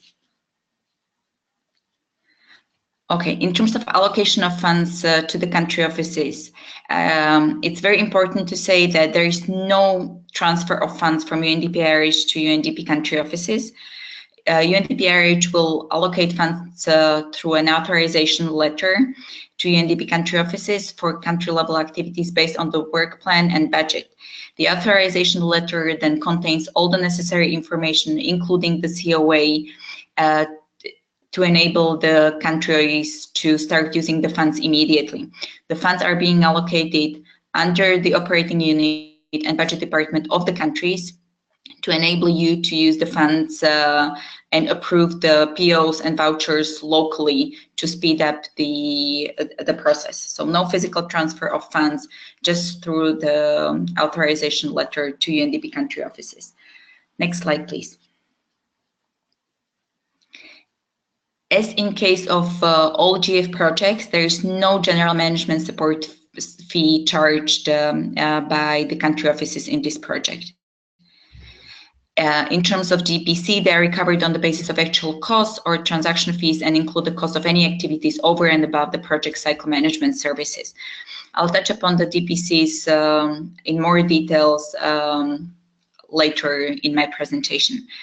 As mentioned, the management of funds allocated to each of the country offices will be done at the country level, and the authorization letter contains the COA that has the corresponding budget department of the country office as well as operating unit.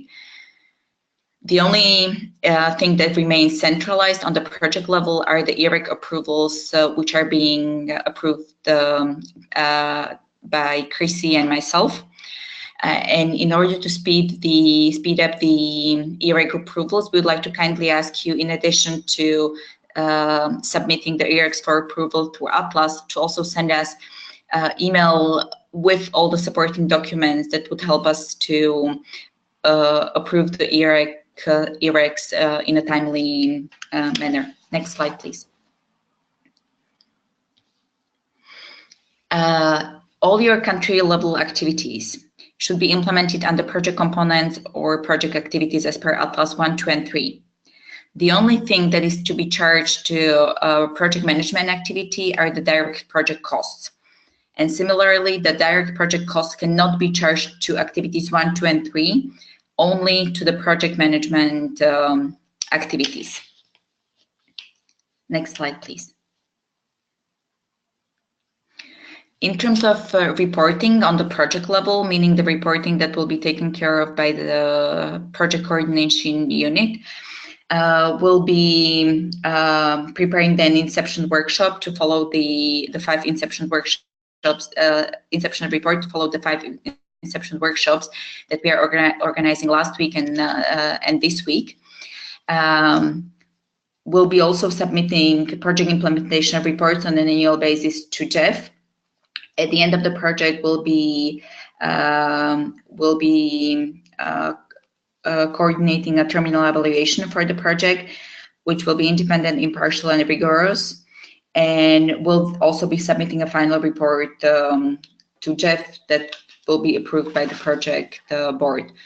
Next slide, please. On the country level, as already mentioned, the country offices will be expected to submit quarterly progress report.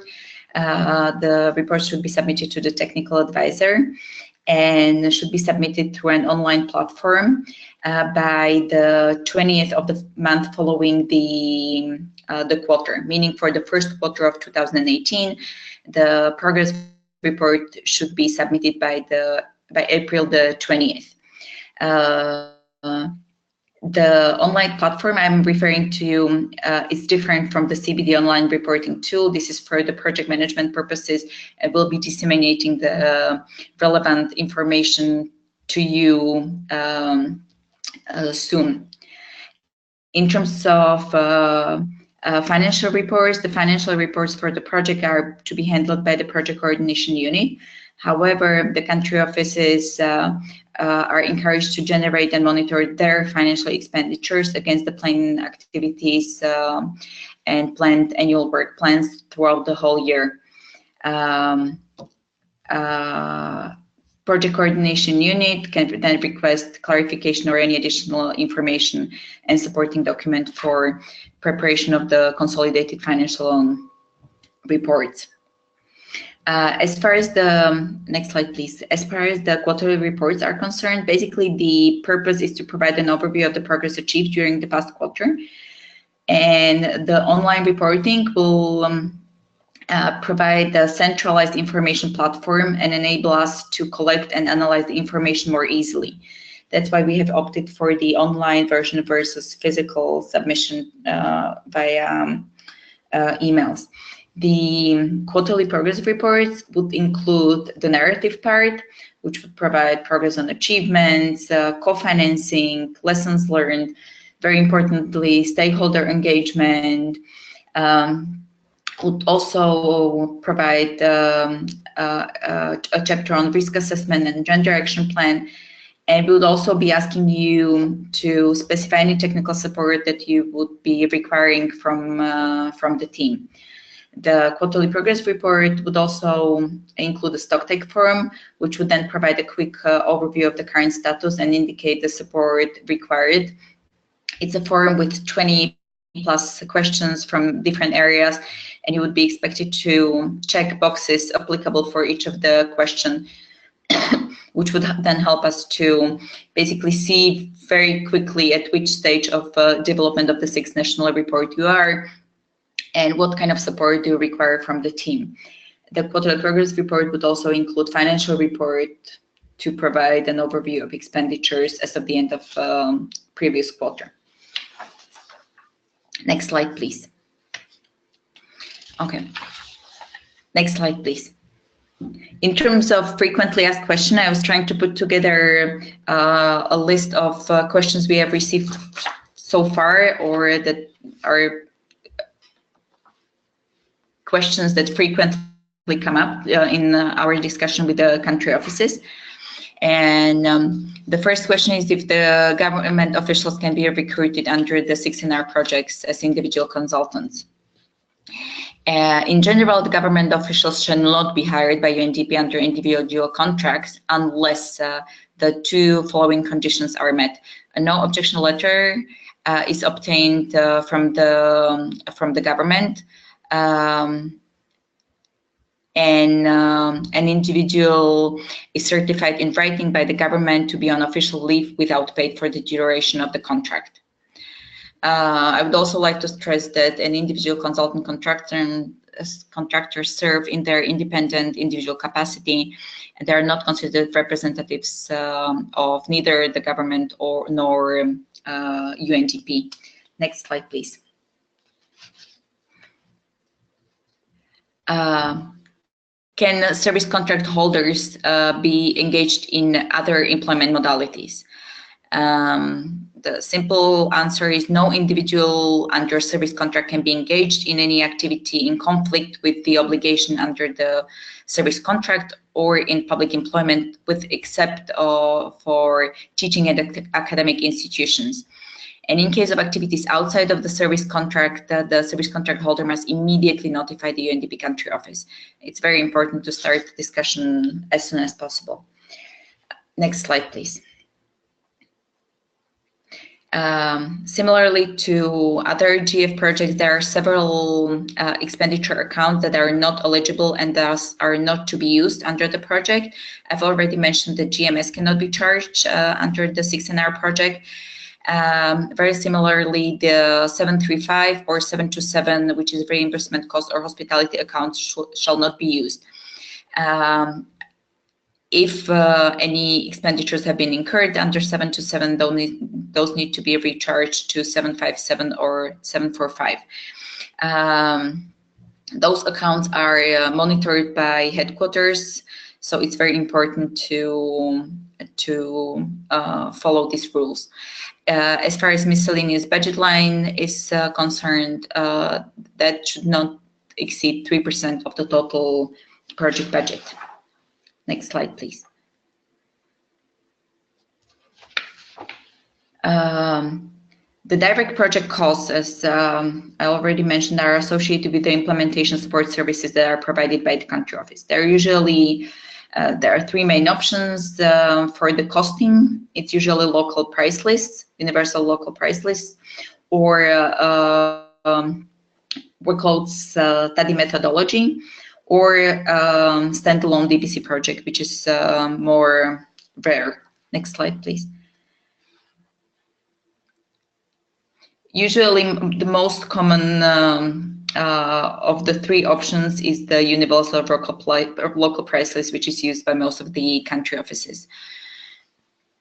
The expenditure account codes to be used for DPC is a combination of 745 miscellaneous and 743 staff management costs, as the UPL should be composed of 70% staff costs and 30% general operating expenditures.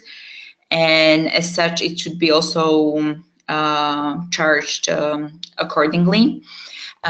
Please note that for this project, the DPC maximum amount per country has been set for $4,000 for the duration of the project, and this amount cannot be exceeded.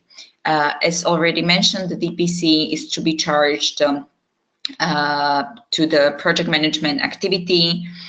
Each of the country offices has a budget allocated in line with the annual work plan that you have submitted in December, and the total amount can't exceed $4,000.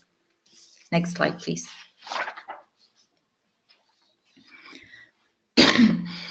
What can be charged under DPC? The below is the list of expenditures or the list of services for which you can be charging DPC to the project. The list includes payments, disbursement, recruitment of staff, procurement of services and equipment, organization of training, conferences, workshops, travel authorization, shipment, custom clearance, or vehicle registration. Similarly, there is a list of next slide, please. There is a list of services for which you cannot charge GPC, which includes general oversight and monitoring, project manager functions, direct technical inputs at component level, compilation of knowledge products, determination of execution modality or local capacity assessments, receipts, allocation and reporting to the donor, IT infrastructure, knowledge transfer, and so on. Next slide, please. It's very important that every DPC payment or related transaction should include a very clear description in Atlas.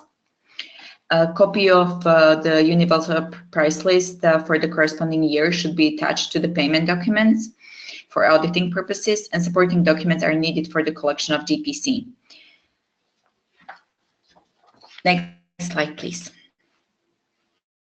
In terms of the audit, since it's a global DIM project managed by UNDP Istanbul Regional Hub, as already mentioned, the audit will only be done on the project level, and as in case of all DIM projects, it will be made through UNDP Office of Audit and Investigation. So there are no audits envisaged to be performed on the country level. Next slide, please. Just a few important points to summarize in the end. Please take into consideration that prompt action and respect of deadlines is crucial by the UNDP country office project support colleagues, as the approval processes generally are longer, and with the 64 countries, which is the case for our projects, maybe even longer.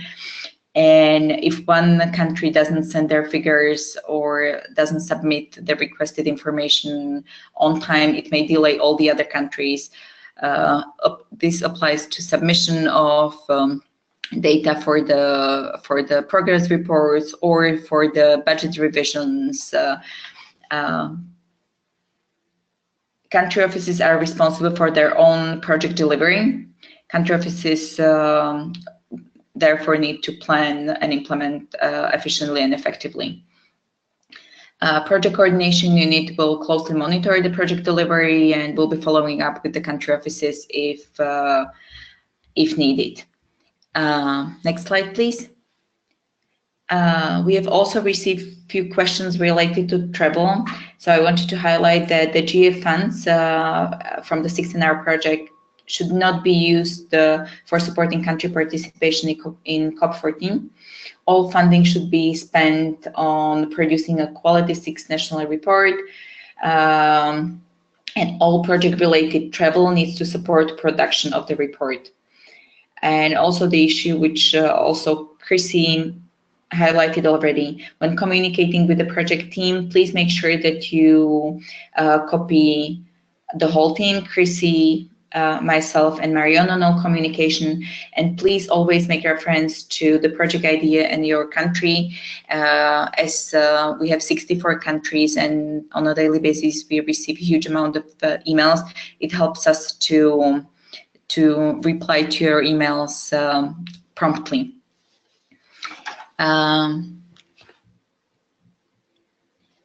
Here I would like to conclude my presentation, and I would be happy to answer any project implementation related questions if you have any. Thank you very much for your attention.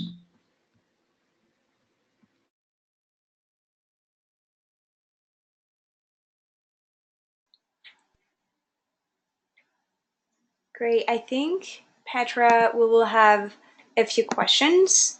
I think Viveka has a question right now. I'm going to unmute you. Viveka, do you hear us? You ask your question to Petra. Hi, actually, yes, we can hear you. And this is Rosemary Lal, the Program Officer for Energy, Environment and Disaster Management. I'm in the room with Viveka and with Janelle in Trinidad and Tobago. We have a few questions. One has to do with the project, the possibility of hiring a project coordinator. For the length of the project, we're thinking based on the amounts in the project for the country, which are pretty small, to possibly hire someone part-time. I don't know if that is possible, and if we can use the funds for the local consultant from outcome 1, 2, and 3 to allow that to happen. So that's question 1. Question 2 is the project board outline and the structure was detailed at the international level, but we also require a project board at the national level as far as I could see in the project document.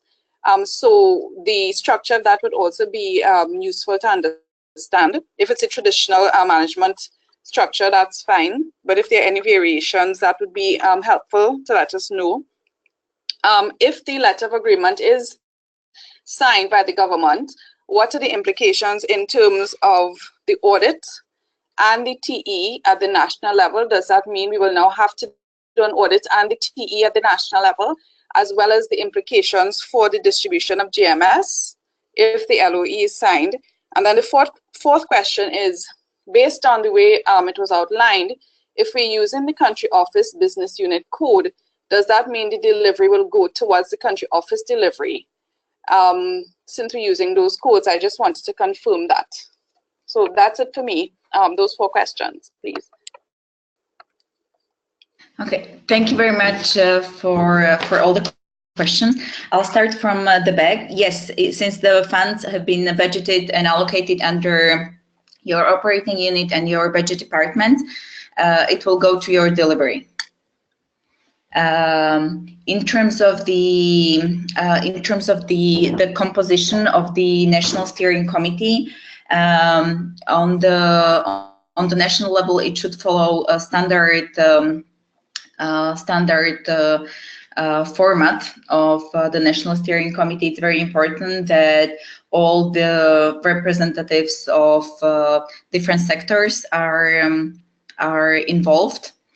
But I don't think that this project is any different in terms of the required National Steering Committee composition on the country level from the other project. In terms of the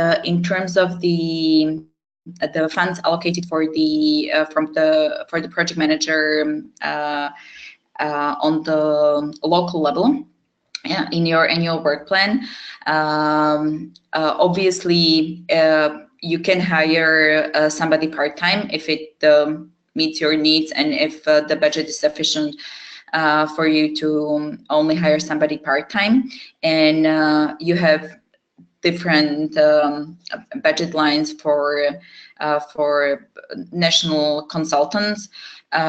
If the current structure of the annual work plan does not meet your needs, we can always work together to revise the annual work plan in a way that it meets your requirements on the country level, and we can reallocate some funds from one budget line to the other if need be. The ultimate goal is to prepare a high quality 6 national report at the end of the project. So we need to work together to ensure that the structure of the annual work plan and the budgets allocated under each of the budget lines are helping you to get you there. And I have to be honest, I forgot what the 4th question was. Can you please repeat it? Oh, that had to do with the LOA and whether signing the LOA with the national partner would result in needing a national level audit and TE, 1, and 2, with the change the way the GMS is allocated. Okay. Okay, thank you very much for the question. So even if the modality on the national level is changed from DIM to NIM, and the LOA is signed with a new implementing partner, the overall approach will not the change. The T will only be done on the project level, the audit will only be done on the project level, and the GMS will not be possible to be charged to the project, since none of the GF projects, the country offices are allowed to charge GMS. So the change of the modality itself and the signature of the letter of agreement with the new implementing partner would not have any influence, neither on the TE, nor on audit, nor on GMS. Great. Okay, thanks very much. Thank you. Thank you. Question. Petra, Okay, go ahead, also- Chrissy. Okay, there's also a question that says, do we need to request the ASL? By submitting the annual work plan to us, you are indirectly requesting the ASL, because we are then compiling all the annual work plans from the countries together. We are submitting the annual work plan, the consolidated annual work plan for the whole project to GEF, which then allocates the JSL to each of the countries. So by sending the annual work plans to Chrissy last year, we have prepared the initial budgets in Atlas for each of the 64 countries in line with the annual work plans that we have received from you. And as such, once finalized, we have submitted the annual work plans to Jeff, and they have allocated the ASL accordingly. So it has been taken care of with each change in and each revision of the budget. The annual work plan will need to be resubmitted to Jeff, and Jeff may then allocate a revised ASL if needed. I'm not sure if I answered the question, but hopefully yes. Great, thank you, Petra. Richard saying, I'm not seeing the endorsement and co-financing letter templates as mentioned in the project document. Not seeing it on the website either. You would have already sent the endorsement letter back in March. So that came very early in the project, and we needed it to be able to get the GEF funding and to submit our MSP to them. So if you don't have a copy of it, we can certainly make that available to you.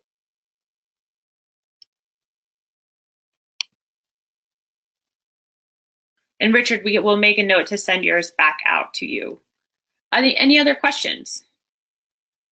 I know we're at the top of the second hour of this Inception workshop today. Any other final questions? Okay. Viveka, I think we already answered your questions. Is that right, Marion? It also looks like there's an audio issue, so if you could type those in. Okay, there we go. Vika, did we answer your questions? Actually, it's Rosemary again. Yes, you did. But just to follow on to the question about the change in modality, what are the implications for changing the modality? There are no implications clearly for GMS, TE, or audit, but are there any implications the country office or the partners need to be aware of changing the modality? Well, there are implications, because by changing the modality, you're changing the implementing partner from UNDP to a government, I suppose, a government institution. So you'll be signing an LOA with them, and on a quarterly basis, they'll need to report to you. You'll be advancing them funds. You'll be sending next advances to the implementing partner, and on a quarterly basis, they should be sending you progress reports on the use of funds. In case of the NIM modality, this is also very carefully being reviewed by HQ, and you'll need to follow up with your partners very carefully and on a very frequent basis, because most of the partners I've worked with usually tend to be late with reporting, so you just need to be aware of that and work with your partners on a regular basis, which I'm sure you would be doing. So yes, there are implications. The partners would need to be sending you quarterly reports on the use of funds, and once the previous advance has been used, you'll be able to send them a new advance. It's a standard next advance practice. Thank you, Petra. I also just wanted to add to this that there's some UNDP and UN Environment obviously work differently. And a lot of our Caribbean countries came from UN Environment, are now working with UNDP for the first time. And the way that we set up the projects is differently, as most of you are learning. Because of that, we have regular questions from governments asking us why they just can't get the funds directly and use them. And that's because, you know, they're passed through the UNDP country office. But I think what a lot of the governments aren't realizing is that those funds are actually already available and have been available since the very beginning of December. So we wanted to make sure that everyone had their funds going into the subs-to workshops at the very beginning of December, and they're there. So if you were to change your modality, and Petra, you can correct me if I'm wrong, but I think there may be a time lag in how the funds can be accessed, and that may implement your end goals. So although this is a new system, I really encourage everyone where you can to be open to working with UNDP on it. And if there are issues with fund access, we can always talk about them and figure out how to ensure that you get the funds more frequently. But they're already there, they're sitting in Atlas, they're in the budgets that were submitted last year, and with a click of the button, we can make them available to the country office, and we're trying to do that.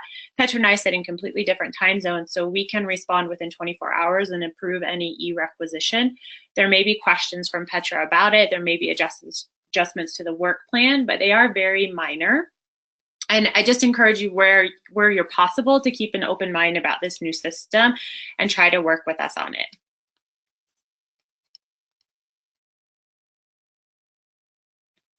Okay, any last questions from the group? So we're at exactly 2 hours since we began the Inception workshop. Therefore, I wanted to thank each of you for making the time to attend it today. Please note that this is just the first of many conversations related to the 6th National Report. We're very excited to work with each of your countries to help produce the data-driven, gender-responsive national reports, and we have a variety of ways to do that. You have all of our contact information now, and as I mentioned, I just hope this is the first of many conversations where we're working on the national reporting together. If you have a question once this concludes, please feel free to write to us and we'll make sure to answer them. We're also collecting all the questions that we received from the 5 Inception workshops that we're doing. And when we send out next week, so the conclusion, technical guidance, we'll also send out a FAQ that answers all the questions we received through this Inception workshop period. Thanks again for your time today, and appreciation to CVD for joining us. And we look forward to hearing from you in the future, and best of luck with the national reporting process. This concludes the webinar.